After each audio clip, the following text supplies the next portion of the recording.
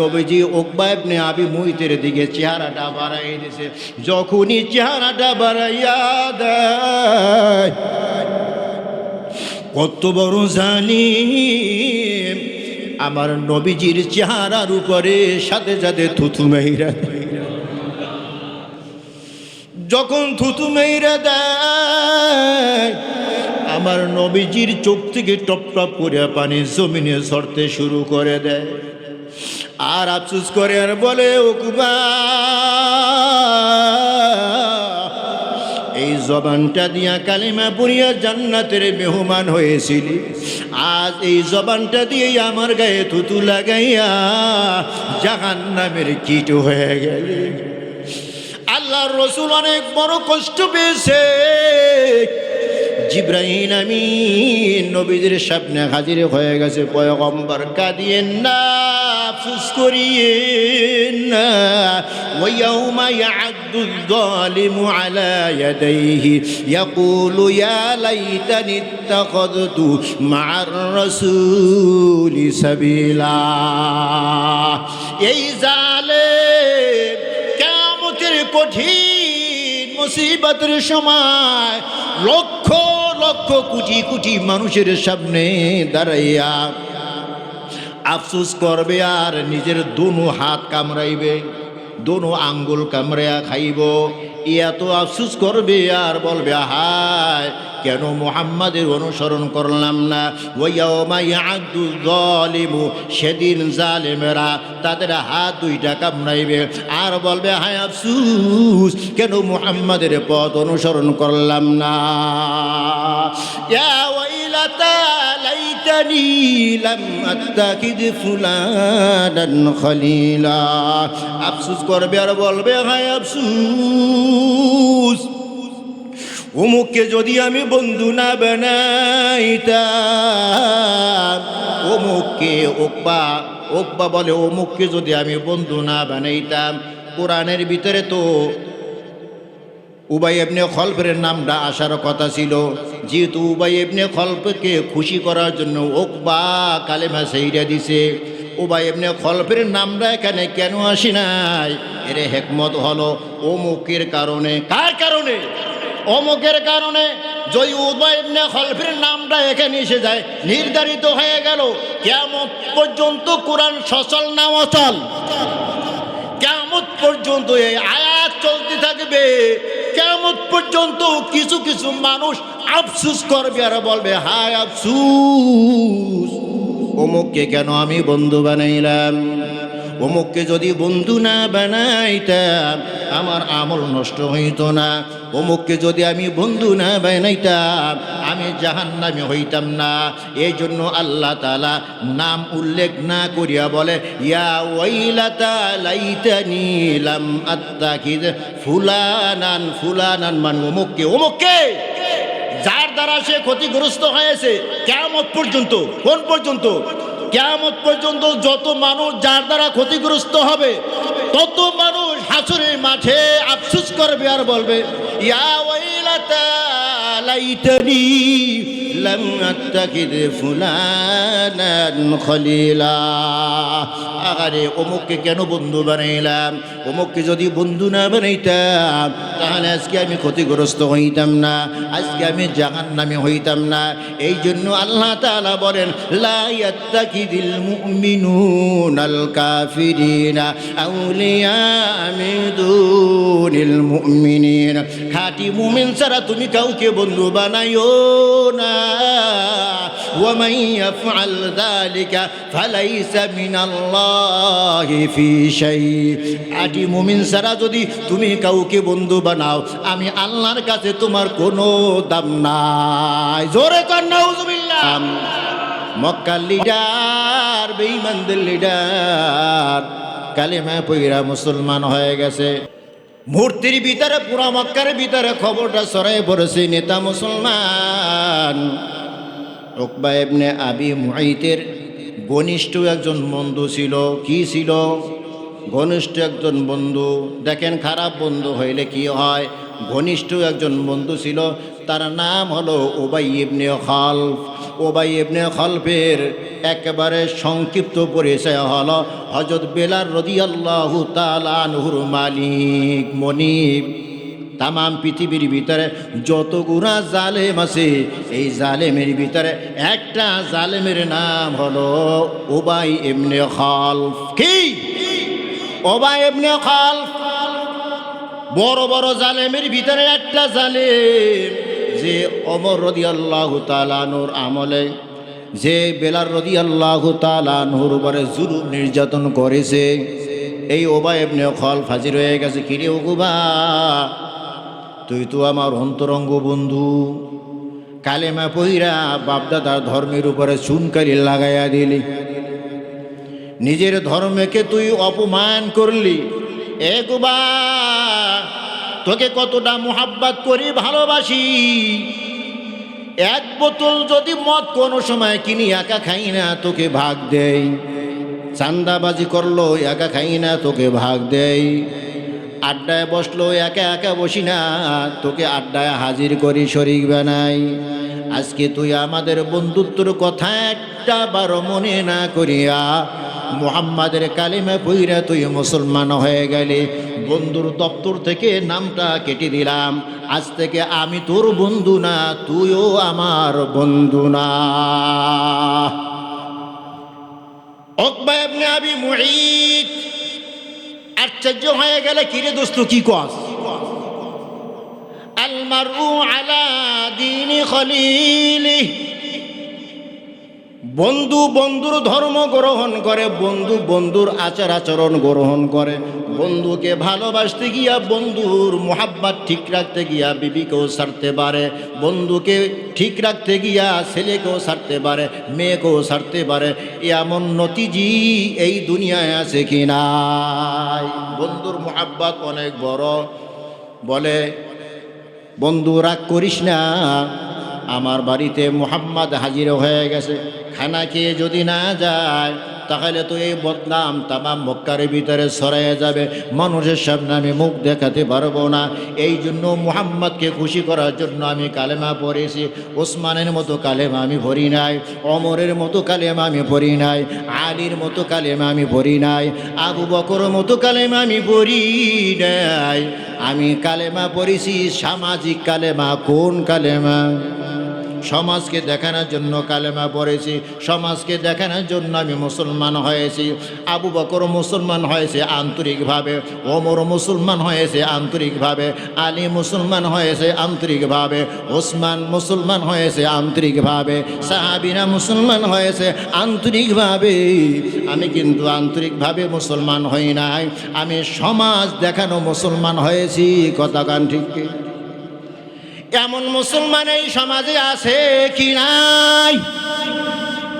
পাঁচ ওয়াক্ত নামাজের এক ওয়াক্ত পড়া, কিন্তু তার মাথার ভিতরে টুপি আছে। পাঁচ ওয়াক্ত নামাজের এক ওয়াক্ত পড়ে না, কিন্তু তার গায়ের ভিতরে জুব্বা আছে। কেন গায়ের ভিতরে জুব্বা লাগাইলো? কেন তে মাথার ভিতরে টুপি লাগাইলো? কেন সে চেহারার ভিতরে মুখের ভিতরে দাড়ি লাগালো? দাড়ি রাখছে নবীর মুহাব্বতে না, টুপি মাথায় দিছে নবীর মুহাব্বতে না, জুব্বা পরেছে নবীর মুহাব্বতে না। জুব্বা পরেছে, দাড়ি রেখেছে, টুপি পরেছে মানুষদেরকে ধোকা দেওয়ার জন্য। কারণ মানুষ তো মুসলমানদেরকে ভালোবাসে, দাড়িওয়ালাকে ভালোবাসে, টুপিওয়ালাকে ভালোবাসে, জুব্বাওয়ালাকে ভালোবাসে। এই জন্য তারা দাড়ি রেখেছে, টুপি লাগাইছে, জুব্বা পরেছে, মানুষদেরকে ধোকা দেয়, মালের ভিতরে ভেজাল দেয়। আছে কি নাই? অনেক ফলের দোকানদার আছে, পাঁচ ওয়াক্ত নামাজের এক ওয়াক্তও পড়ে না, কিন্তু মুখের ভিতরে দাঁড়িয়ে আছে, মাথায় টুপি আছে, গায়ের ভিতরে জুব্বা আছে। আমার মতো যারা পাঁচ ওয়াক্ত নামাজি বা আপনাদের মতো যারা নামাজি, তারা মনে করে ফল তো কিনবো, মাগনা তো কেউ দিবে না, টাকা দিয়েই তো কিনতে হবে।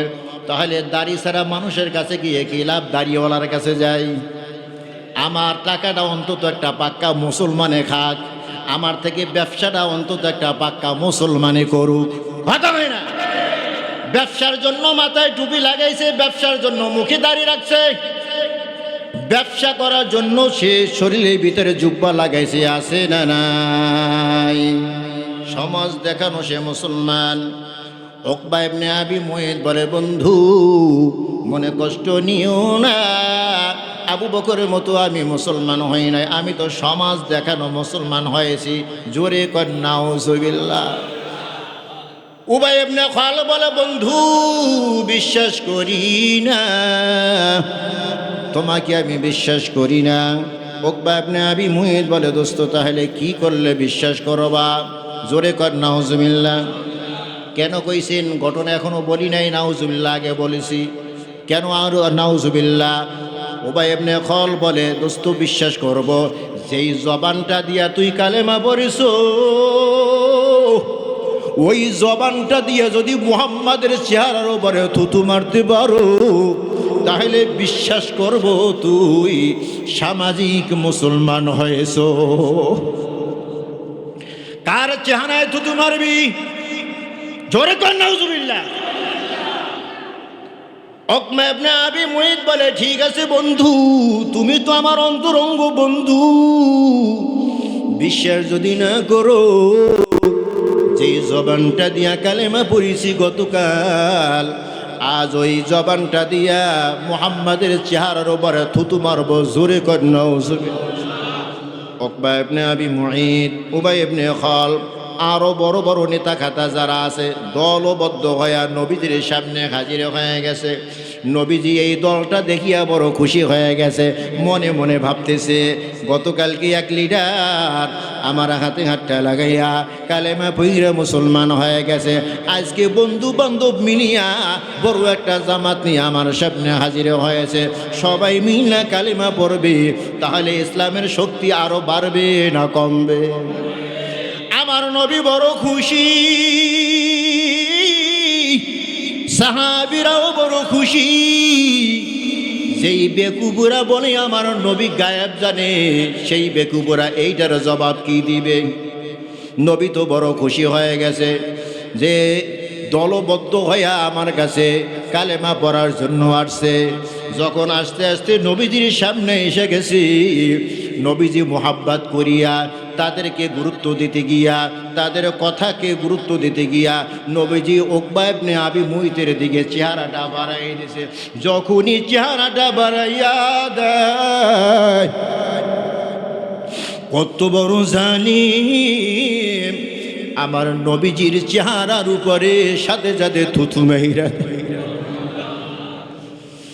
যখন থুথু মেইরা দেয়, আমার নবীজির চোখ থেকে টপ টপ করে পানি জমিনে ঝরতে শুরু করে দেয়। আর আফসোস করে আর বলে, উকবা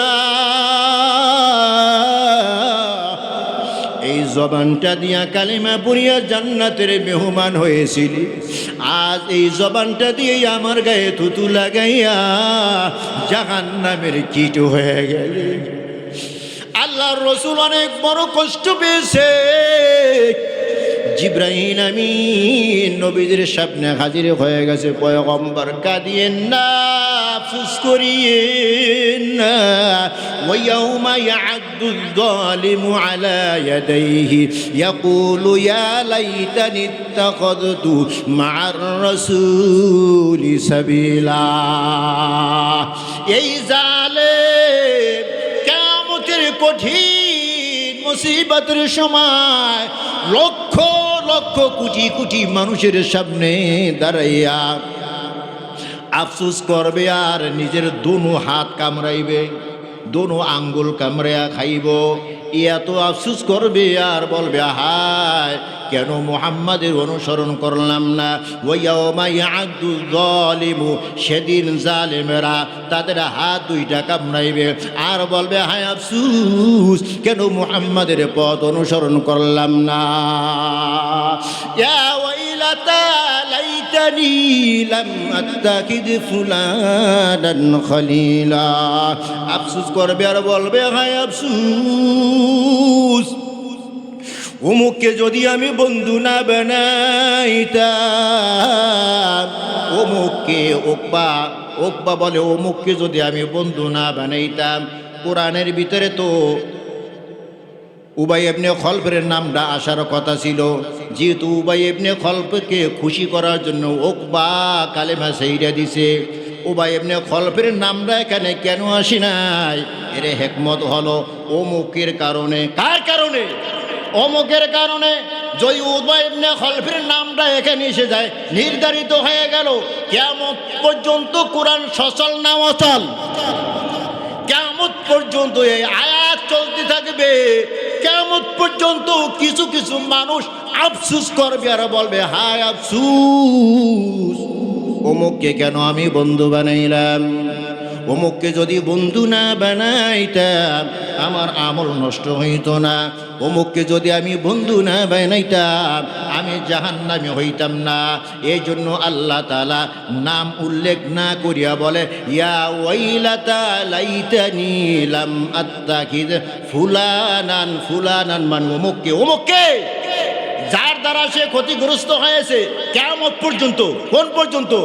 কিয়ামত পর্যন্ত যত মানুষ যার দ্বারা ক্ষতিগ্রস্ত হবে তত মানুষ হাসরের মাঠে আফসোস করবে আর বলবে, ইয়া ওয়াইলাতা লাইতানি লাম আত্তাখিদ ফুলানান খলিলা।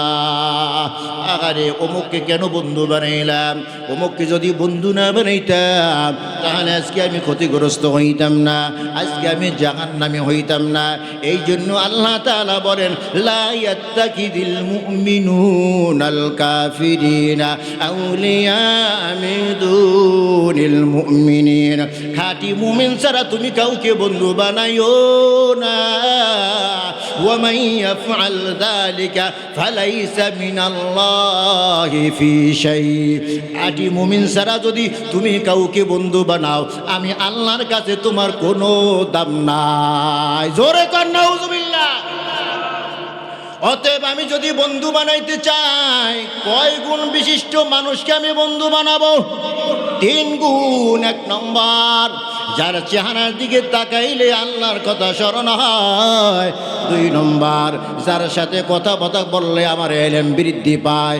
3 নম্বর, যার আমল দেখিলে আমার আখিরাতের কথা স্মরণ হয়, আমারও আমল করতে মনে চায়। আল্লাহ তাআলা এই 3 গুণ বিশিষ্ট মানুষকে বন্ধু বানাবার তৌফিক দান করুন, আমিন।